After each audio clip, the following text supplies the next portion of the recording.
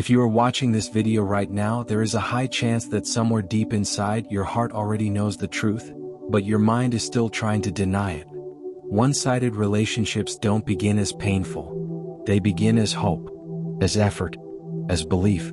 You tell yourself, maybe they are busy. You say, they will change. You convince your heart to wait a little longer. But slowly, very slowly, love starts to feel heavy instead of warm. And today we are going to talk about the 12 most painful signs that you might be loving someone who is not loving you the same way back. This is not a video to blame you. This is a video to wake you up gently. Because sometimes the most dangerous relationships are not abusive or loud. They are silent, confusing, and emotionally draining. Sign number 1, you are always the one reaching out. Think about this honestly. Who texts first? Who calls first? Who checks in after silence? If communication would completely disappear without your effort, that is not balance. That is emotional dependency. Love should feel like a two-way bridge, not a lonely road where you keep walking while the other person stands still. At first, you don't notice it. You think you're just more caring. But over time, it starts to hurt when days go by and they don't even wonder how you're doing. You start feeling invisible. Sign number 2, you feel lonely even when you're with them. This is one of the most painful signs because it's confusing. You sit next to them, you talk to them, you laugh with them, but your heart feels empty. You don't feel seen. You don't feel emotionally held. Their body is present, but their attention is somewhere else. And loneliness in a relationship hurts far more than being alone, because at least loneliness alone doesn't come with disappointment. Sign number 3, your needs are always too much. Every time you express what you feel, you are told you're overthinking, overreacting, being dramatic. Slowly you start silencing yourself. You stop asking for reassurance. You stop sharing your fears. You stop talking about what hurts you. Not because you healed, but because you're tired of being made to feel like a burden. Love should not make you feel guilty for having emotions. Sign number 4, you justify their behavior to protect your heart. You become their lawyer. When they ignore you, you say they're stressed. When they forget important things, you say they're busy. When they hurt you, you say they didn't mean it. But deep inside, you know, if someone truly cared, you wouldn't have to explain their absence to yourself. Love does not require constant excuses. Sign number 5, their actions never match their words. They say they care. They say you matter. They say they will change.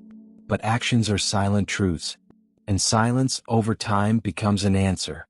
If promises are made but never fulfilled, if plans are talked about but never acted upon, then what you are holding on to is not love, it's potential. And potential can be very addictive but also very destructive. Sign number 6, you feel anxious more than secure. Love should feel safe, calm, grounding. But in a one-sided relationship, your nervous system is always on alert. You overanalyze texts. You worry about tone. You wait. You hope. You fear abandonment even while staying. This constant anxiety is not love. It is emotional survival mode. Sign number 7, you are the only one making sacrifices. You adjust your schedule, your energy, your priorities. You compromise your boundaries just to keep the connection alive. Meanwhile, they stay exactly the same. Love requires effort from both sides. If you are always bending while they remain comfortable, you are slowly disappearing inside the relationship.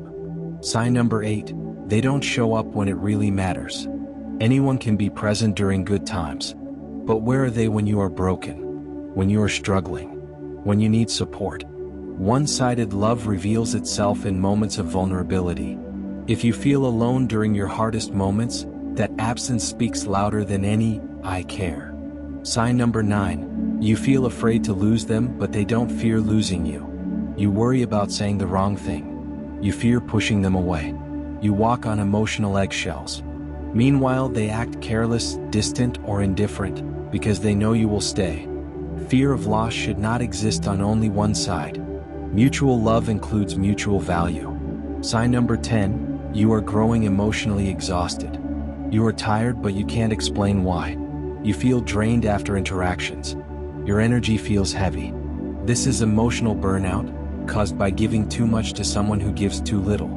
Love should energize you, not slowly empty you. Sign number 11, you keep waiting for the version of them that existed at the beginning. You replay old memories, old messages, old moments when they cared more. You keep hoping that person will return.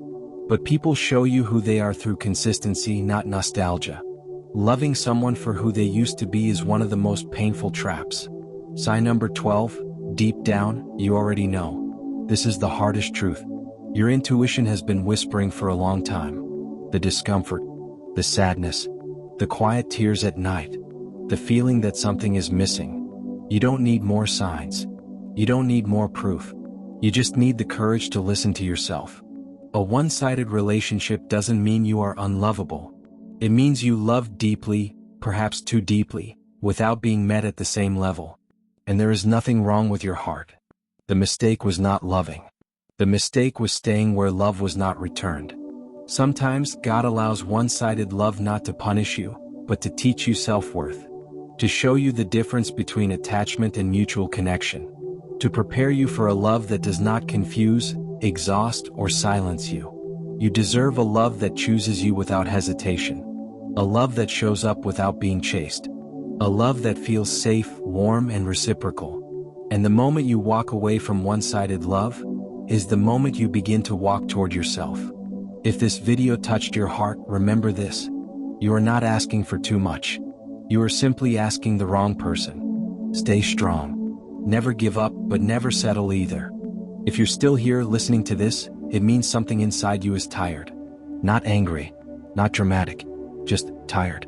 Tired of hoping, tired of waiting, tired of giving love to someone who only takes it. Emotional detachment is not about becoming cold. It's not about pretending you never cared.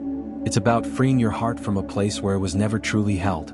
Detachment begins the moment you stop asking, "Why don't they love me the same way?" and start asking, "Why am I still staying where I don't feel chosen?" The first step to emotional detachment is acceptance. And acceptance does not mean approval. It means you stop fighting reality. You stop arguing with what is. You stop rewriting the truth to make it hurt less. You accept that no matter how pure your intentions were, no matter how deeply you loved, the effort was not equal. And that truth, once accepted, becomes the foundation of your freedom. The second step is ending the inner negotiation. This is where most people stay stuck. You tell yourself, just a little more time. One last conversation. Maybe if I explain better. But love is not a courtroom where you need to prove your worth.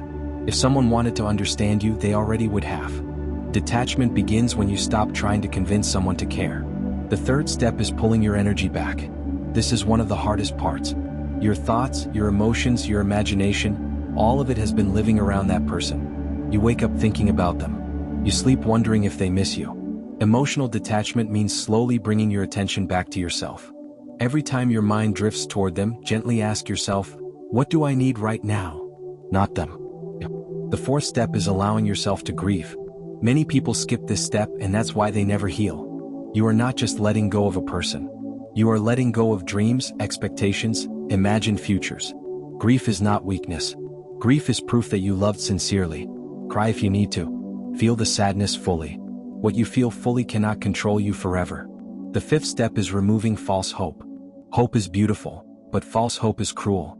If someone has shown you, consistently, that they cannot meet you emotionally, hoping they will suddenly transform is self-betrayal.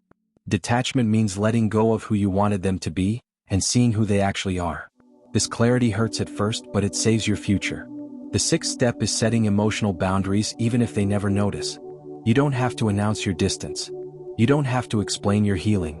Boundaries are not walls, they are filters. You stop responding immediately. You stop over-explaining. You stop being available at the cost of your peace. Detachment grows quietly. The seventh step is forgiving yourself. Not them, yourself. Forgive yourself for staying too long. For ignoring red flags. For giving chances that were not earned. You did the best you could with the emotional awareness you had at the time. Self-forgiveness is the moment you stop punishing yourself for having a big heart. The eighth step is rebuilding your identity outside of the relationship. One-sided love slowly erases you. Your interests fade. Your confidence shrinks. Detachment means remembering who you were before you centered your life around someone else's availability. Do things that remind you of your strength, your creativity, your independence. You are more than someone's emotional option. The ninth step is learning to sit with silence. Silence used to scare you because silence meant distance from them. But now, silence becomes your teacher. In silence, you reconnect with yourself. You hear your own thoughts again. You realize how much noise you tolerated just to avoid being alone. Detachment turns loneliness into solitude, and solitude into power. The 10th step is trusting that walking away is not failure. Society teaches us that giving up is weak. But walking away from one-sided love is not giving up. It is choosing yourself. You are not abandoning love. You are making space for a love that can actually meet you where you are. And here is the deepest truth. When you emotionally detach, you don't lose love. You lose illusion. And illusion is the most painful thing to hold on to. Sometimes, God removes people not because they are bad, but because they cannot go where you are going. And sometimes, the reason it hurts so much is because your soul knows you are meant for something healthier, deeper, and more mutual. Detachment does not happen overnight. Some days you will feel strong. Other days you will miss them terribly. Healing is not linear. But every day you choose yourself, even quietly, you are reclaiming your life. And one day you will look back and realize, that relationship didn't break you. It woke you up. You will love again. But next time, love will not cost you your peace. When you finally detach, something very strange happens. Nothing happens at first. No messages. No apologies. No dramatic reactions. And this is where most people panic and think, see, I never mattered. But the truth is far deeper than that. Detachment does not create instant reactions. It creates delayed realization. Because when you stop chasing, explaining, waiting, and emotionally investing, you remove something they quietly depended on: your presence, your energy, your availability. And humans don't notice the value of something while it's constantly available. They notice it when it's gone. At first they feel relief. Yes, relief. They feel less pressure, less responsibility, less emotional accountability. They tell themselves you were too emotional or too attached. They believe they finally have space. But what they don't realize is that the silence you create is not empty, it is loud. And slowly that silence starts speaking. The first thing they feel is confusion. Not longing, not regret. Confusion. They notice you're not reaching out anymore, not checking in, not reacting. And confusion is uncomfortable because it breaks patterns. You were predictable before. Your love was consistent. Your presence was guaranteed. Now, suddenly, the emotional supply they unconsciously relied on has disappeared. Then comes the second stage, ego disturbance. They begin to wonder, why aren't they trying anymore? Not because they miss you, but because their sense of control is shaken. When someone stops needing validation from you, it challenges your self-image. Your detachment silently says, I choose myself. That message is powerful. Next comes emotional memory activation. This is when they start remembering moments they once ignored. Your patience, your understanding, your loyalty, the care they took for granted. Memory becomes selective. They don't remember the fights, they remember how safe they felt with you. But here's the truth most people don't want to hear. Missing you does not automatically mean they will change. Awareness and action are two different things. Some people feel your absence deeply but still lack the emotional maturity to show up differently. And this is why detachment is not a manipulation tactic. It is a self-respect decision. Then comes comparison. They meet new people. They talk to others. But something feels off. Not because you were perfect, but because you were real. Genuine emotional availability is rare. And when someone experiences it once, everything shallow afterward feels empty. This is when the thought appears. No one loved me the way they did. But even now they might not reach out. Why? Because detachment does something dangerous to the wrong people. It exposes their emotional limitations. Reaching out would mean admitting loss, vulnerability, and regret. And not everyone is brave enough for that. And this is where the power truly shifts, inside you. Because while they are processing your absence, you are rebuilding yourself. Your nervous system is calming. Your identity is returning. Your energy is no longer leaking into someone who cannot hold it. Detachment doesn't make you invisible. It makes you unavailable. And unavailability creates respect, not always reunion. Some will come back when they realize what they lost. Others will disappear because they cannot meet you at your new level. And both outcomes are victories. Because the purpose of detachment is not to make them miss you. It is to make you whole again. Here is the final truth. If they only realize your value after losing you, then your absence was the lesson they needed, not your presence. And if they never come back, it means they were never meant to walk beside the healed version of you. You don't detach to punish them. You detach to protect yourself. And when you finally choose yourself, something powerful happens. You stop asking why they didn't love you enough, and start realizing how much you deserve. This is not the end of your story. This is the moment you stop surviving love and start attracting it. There is a moment in every healing journey when something shifts quietly inside you. You stop checking your phone. You stop replaying old conversations. You stop waiting for validation. And without realizing it, you step into a state most people never reach: emotional independence. This is the moment detachment turns into magnetism. Magnetism is not created by chasing. It is created by wholeness. When you were attached, your energy was outward, focused on them, their mood, their attention, their approval. That energy felt heavy, not because love is heavy, but because it was unreciprocated. When you detach, that energy returns to you. And people are naturally drawn to those who are grounded within themselves. The first reason detachment makes you magnetic is emotional calm. People can feel emotional noise, desperation, neediness, even when unspoken. When you detach, your nervous system regulates. You respond instead of react. You listen instead of chase. Calm energy is rare, and rarity creates attraction. The second reason is self-respect. Detachment communicates something powerful without words: I know my worth. And self-respect is attractive because it signals boundaries. People trust what has boundaries. They value what is not easily available. This is not a game, it is human psychology. The third reason is unpredictability. When you were attached, your patterns were predictable. Your care was guaranteed. Your forgiveness was automatic. Detachment breaks that pattern. And when patterns break, curiosity is triggered. People begin to wonder, what changed? Mystery is born when you stop explaining yourself. The fourth reason is energy alignment. When you detach, you are no longer trying to be chosen, you are choosing yourself. This shifts your frequency. You attract people who are emotionally healthier, more available, and more aligned with who you are becoming. Detachment doesn't just remove the wrong people, it invites the right ones. The fifth reason is confidence without performance. You are no longer trying to prove your value. You don't overgive. You don't over-explain. You don't shrink to be accepted. Confidence becomes quiet. And quiet confidence is one of the most magnetic forces in human connection. The sixth reason is freedom from outcome. When you detach, you no longer need a specific person to validate your happiness. And this freedom removes pressure from interactions. People feel safer around those who don't emotionally depend on them. Safety creates attraction. The seventh reason is authentic presence. When you stop performing for love, you start showing up as your true self. No anxiety.